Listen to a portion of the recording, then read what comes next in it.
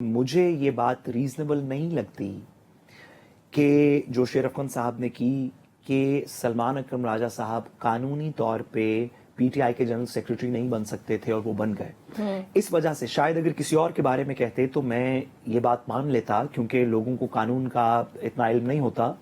लेकिन सलमान अकरम राजा साहब एक बहुत ही मंझे हुए वकील हैं।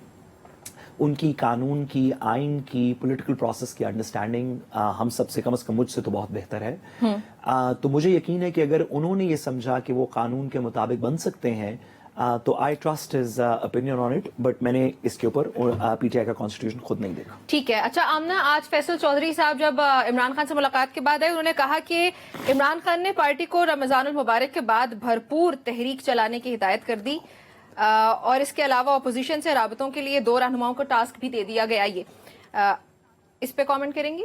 अब कम बैक होने लगा है पाकिस्तान तहरीक इंसाफ का, रमजान के बाद वो वापस आ रहे हैं प्रॉपर अंदाज में। नम्रा, जब आपने ये कहा कि भरपूर तहरीक चलाने का, तो मुझे हंसी आ गई।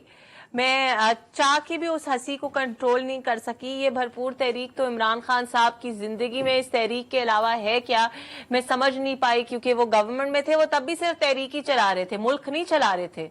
जब गवर्नमेंट में थे तब भी तहरीक ही चला रहे थे, और अब मेरा ख्याल है कि जेल में बैठे, क्योंकि उनके पास कोई काम भी नहीं है करने को, देसी मुर्गी खा रहे हैं, साइकिल चला रहे हैं, बट आई एम श्योर कि बोर हो जाते होंगे वो करते करते। तो अब उनको एक नया आइडिया आया कि कुछ थोड़ा सा ड्रामा हो जाए। ये बाहर वाले तो वैसे ही एक दूसरे को थप्पड़ मार रहे हैं, चलो एक दूसरे को मारने के बजाय जाओ यार, जाके हुकूमत वालों को थप्पड़ मारो, शायद तुम्हारी एनर्जी कहीं काम आ जाए।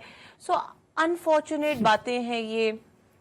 आज तक 1 साल में इमरान खान साहब का और उनकी पार्टी का जो तर्ज अमल रहा है हुकूमत के बारे में, ऑपोजिशन के बारे में, बड़ा अफसोसनाक इसलिए है कि इस सबसे पाकिस्तान की साख को नुकसान पहुंच रहा है। जिस तरह से इन्होंने खत लिखे, फिर इन्होंने आईएमएफ को खत लिखा, फिर इन्होंने जो लॉबिंग फर्म्स बाहर हायर की हैं, ये सारी चीजें इनकी तहरीक का ही हिस्सा है ना। और अगर ये तहरीक पाकिस्तान की इज्जत को मिट्टी में मिलाने की तहरीक है, तो फिर हम इस तहरीक को कामयाब नहीं होने देंगे।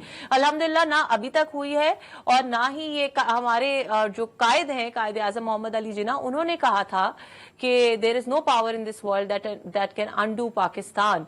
तो इंशाल्लाह ताला, अगर अल्लाह ताला ने हमें ये जिम्मेदारी दी है, हमारे इदारों को ये जिम्मेदारी दी है, तो हम इनको कभी भी ये मौका नहीं देंगे कि ये हमारे मुल्क को और हमारी मुल्क की साख को नुकसान पहुंचाए। ये जितनी तहरीक चलाना चाहते हैं चलाते रहे, लेकिन इंशाल्लाह ये आपस में ही दस्तों गिरेबां होंगे, उसके अलावा ये कुछ नहीं कर पाएंगी इनकी कोई तहरीक। ठीक है। अच्छा साथ साहब, ये जो मैंने सवाल आमना से पूछा, इसमें अगर कुछ डिटेल आपको भी बताती चलूं, महारंग बलोच का नाम भी लिया फैसल चौधरी ने, साथ ही सनाउल्लाह मस्ती खेल का नाम भी लिया कि इनको सियासी कमेटी में शामिल किया गया, इनसे राब्ता किया गया।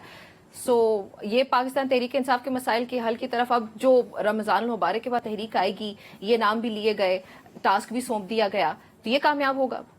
देखिए, इमरान खान साहब की जितनी भी अलायंसेस या नई रिस्पॉन्सिबिलिटीज़ उनको वो दे रहे हैं अपनी पॉलिटिकल पार्टी के अंदर भी, और दीगर लोगों से भी जो बात कर रहे हैं, उसके अंदर उन तमाम लोगों से वो बात करते हुए नजर आ रहे हैं जो रेजिस्टेंस कर रहे हैं इस सिस्टम के खिलाफ। ख्वाह बलोचिस्तान के अंदर महारंग बलोच हों, ख्वाह वो केपी के अंदर और दीगर जगहों के ऊपर महमूद खान अशरफजई साहब हों, बलोचिस्तान के अंदर अख्तर मेंगल साहब हों, इवन मौलाना फजल रहमान साहब हों, वो लोग जो कि इस मौजूदा निज़ाम के खिलाफ रेजिस्टेंस कर रहे हैं, ऐसे लगता है कि, और जुनैद अकबर साहब की जो अपॉइंटमेंट थी और पंजाब के अंदर जो आलिया हमजा साहिबा की रिस्पॉन्सिबिलिटीज़ हैं, उनके अंदर भी ये नज़र आता है कि वो रेजिस्टेंस मजीद करना चाहते हैं या रेजिस्टेंस की पॉलिटिक्स को थोड़ा सा आगे बढ़ाना चाहते हैं।